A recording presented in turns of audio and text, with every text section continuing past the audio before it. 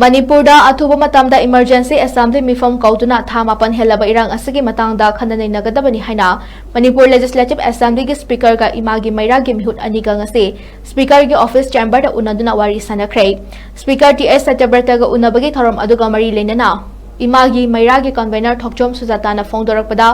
matam kuina dake imagi maira na तांदुना Lakpa Manipur दा थोकलिबा इरांग असगी वारोशिन अमा पुरकना बा खोनाबदा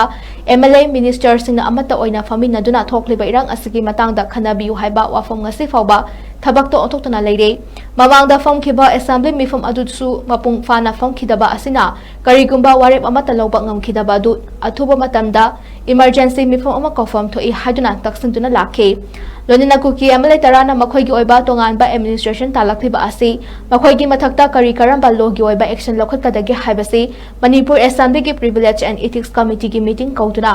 MLA तरागी मथक्ता मतिक चाबा चुरा करि पिगनि हाइबा खनाबियु हाइना थांगलुबा वाफम अमदा अथुबा मतमदा खननबा होटनगे हाइना थाजबा पिरखि हाइनसु फोंदोखे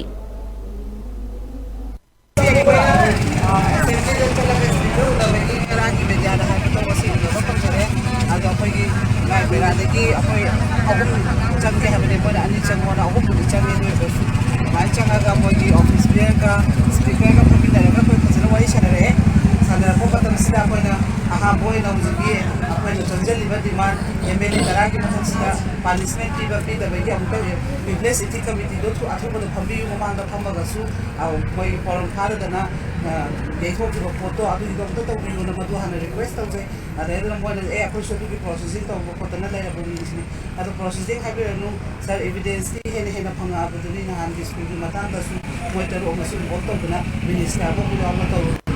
aduna maram oraga steady matam logodo lobiranu have decision gi su assembly phamoi gi amasu dai bani emergency su ko adu gi su khana re hada khana bani ya roi apoina haijere bodi request ore nasi yumja ga sani mathang yumja ga sabab ki manung sida replace ti committee se tuno ko biraga tuno ko bio hada do haijere me adu moi ya hore moi atu matam da yumja ga sabab ki manung sida adu moi phamage hare adu moi no request ore si su adu da yaw member amasu chairman moi gi su ready da leina ba hai bata ko हाबदी सी फम द बेया द मोय द सु ममा ममांग द सु रिक्वेस्ट ऑफ रमनी गसी सु मीडिया की थ्रू द इमाई की मेराना रिक्वेस्ट ऑफ जेसन इन मसी द याव रिब चेयरमैन अमसु मेंबरशिप दुसु हाई बा कोइ नगसी सेक्रेटरी उनजर रुपचा स्पीकर उनजर बजे मोय एक्सेप्ट होरबदिना सोम सोम सु रेडी द ले बिरो वेडनेसडे बॉक की नेक्स्ट वेडनेसडे बॉक की मनु से दिसोयदना मधु की कॉल पे की फोटो ओइरानी अदुना मधु मतन सु रिक्वेस्ट ऑफ जो होगे मैं मेंबर व पसु चेयरमैन द मधु मगा हजेगे